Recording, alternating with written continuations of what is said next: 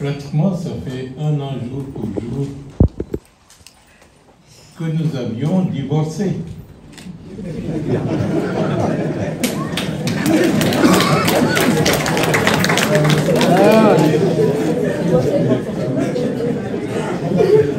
Mais je me réjouis aujourd'hui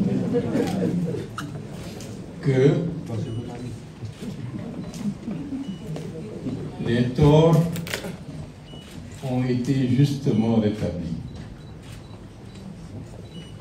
Le temps permet parfois de régler beaucoup de conflits.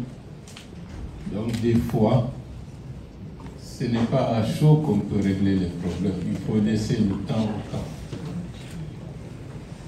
Le temps a permis de dépassionner les sujets et cela a permis aussi, dans les faits, de faire en sorte que progressivement, l'esquisse et l'émergence d'une forme nouvelle de la pratique de la presse en République de Guinée puisse émerger. C'est quelque chose de très important et nous nous en félicitons. Donc peut-être avec l'initiative du président de la Haute Autorité de la Communication, le temps de la raison est venu.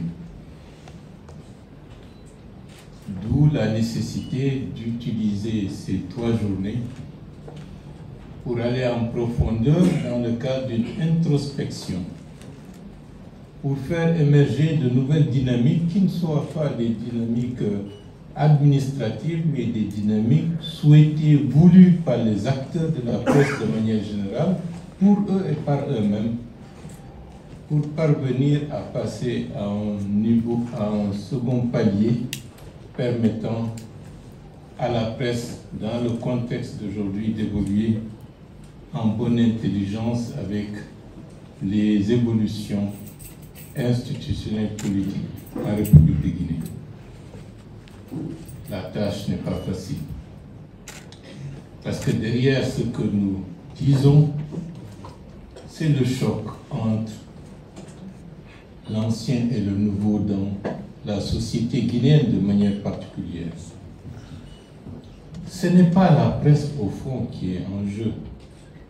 C'est la nature même de comment l'expression politique peut-il être dans le nouveau contexte, dans cette contradiction ou cette dialectique.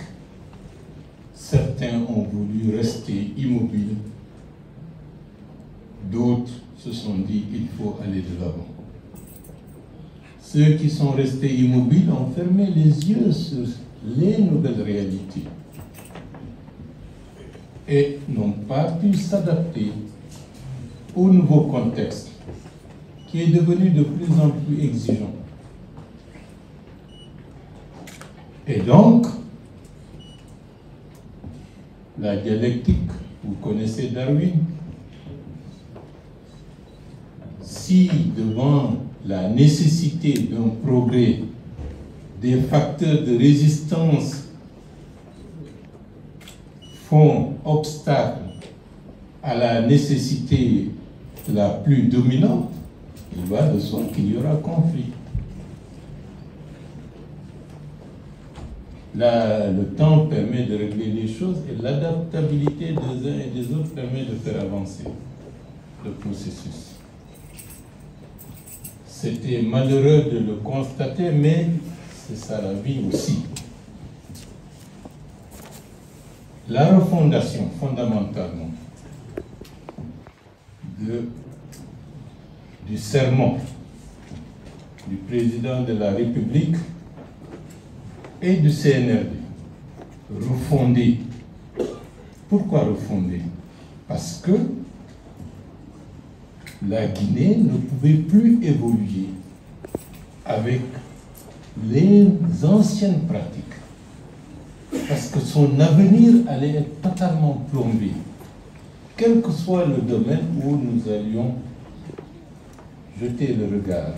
dans le domaine économique, dans le domaine politique, dans le domaine institutionnel, au niveau des valeurs, au niveau même de ce qui doit être le lien entre l'ensemble des citoyens. On ne pouvait plus continuer par le passé.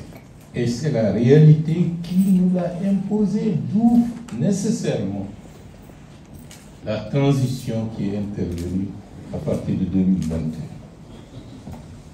Pour ceux qui étaient des observateurs avertis de l'évolution de la société guinéenne, savaient que ça allait venir. D'où actuellement, on peut s'en féliciter. Il y a un climat d'apaisement qui est perceptible. Il y a un climat d'acceptation qui est constaté. Il y a aussi des réalités nouvelles qui émergent, qui font qu'à un moment donné, ceux qui voulaient prendre la totalité de l'espace médiatique, en estimant que c'est eux seuls, cette réalité est changée aujourd'hui. On parlait de 3 médias hier qui avaient été disqualifiés. Aujourd'hui, nous avons le bonheur d'avoir plusieurs médias qui sont sur Canal+. Nous avons de nouvelles bourgeons qui émergent par-ci par-là avec leurs spécificités. Nous avons des jeunes talents qui, de plus en plus, font émerger une nouvelle façon de faire la presse de manière beaucoup plus précise, avec des domaines d'intervention les plus variés, en faisant preuve de nuances dans les appréciations politiques partisanes.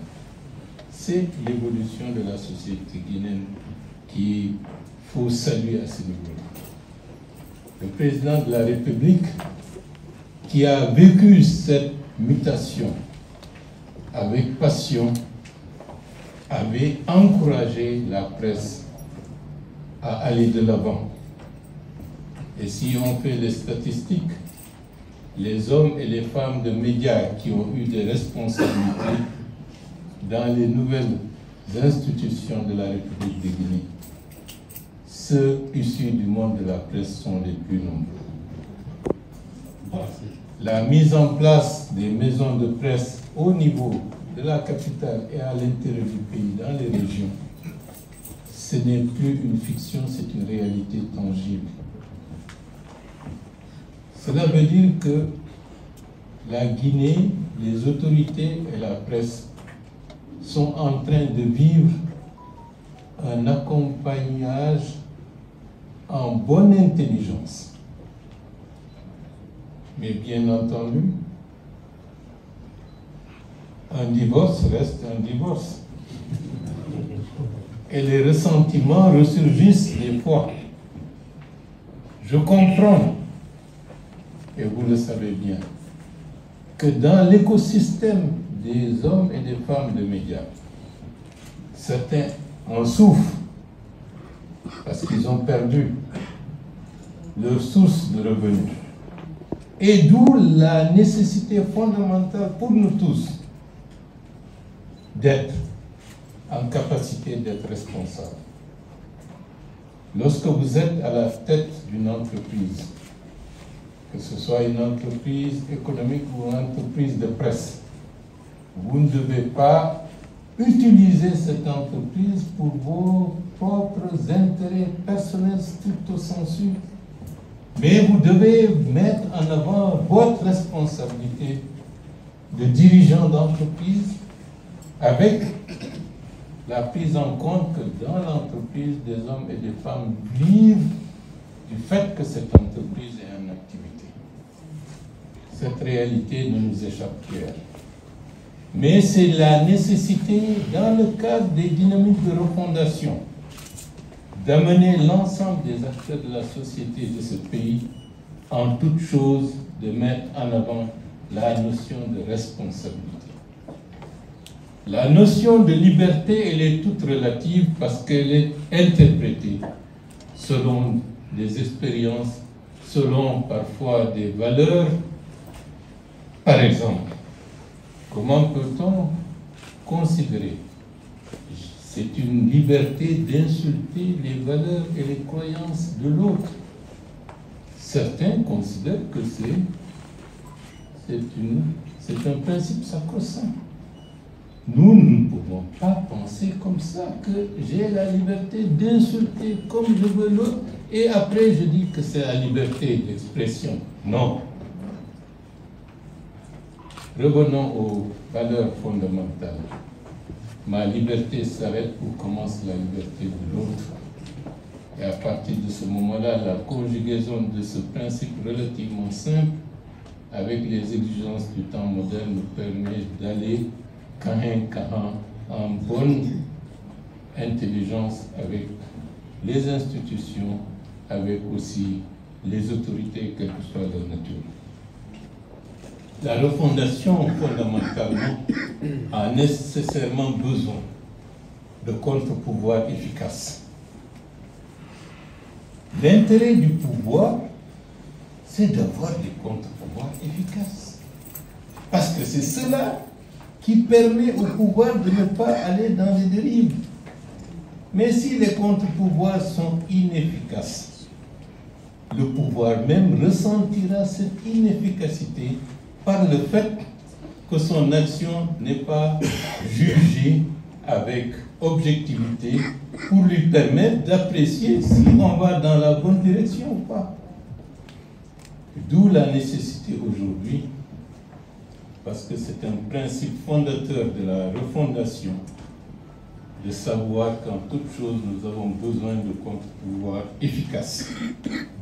Il en va des partis politiques, il en va des institutions, il en va de la presse, puisque vous êtes le médiateur par excellence entre les différentes institutions et la population.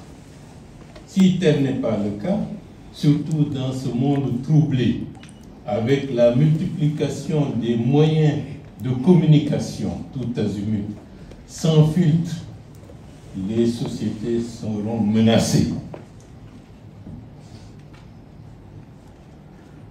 Les réseaux sociaux, les médias qui fleurissent ou qui prospèrent par-ci par-là, la désinformation qui a atteint un niveau de technologie très poussé, où on peut vous faire douter de la réalité avec l'intelligence artificielle générative et autres, avec une capacité d'imiter des voix. Vous savez que dans ce contexte, notre cerveau peut être dupé, peut être trompé, peut être manipulé. Et comment faire pour des pouvoirs publics dans ce contexte où les fondements de la société peuvent être remis en cause par des campagnes systématiques de désinformation à un niveau industriel? C'est une gageure. C'est la raison pour laquelle, à ce moment-ci, l'intérêt de se poser la question et de réfléchir ensemble à Conakry sur le rôle, la liberté de la presse est opportun pour montrer que de la manière la plus nette, la plus claire, les autorités de la République de Guinée, le président de la République, le CNRD, le gouvernement, sont tous attachés à la liberté de la presse dans un contexte de co-construction d'une société de responsabilité, de pacifique, apaisée, en paix, réconciliée.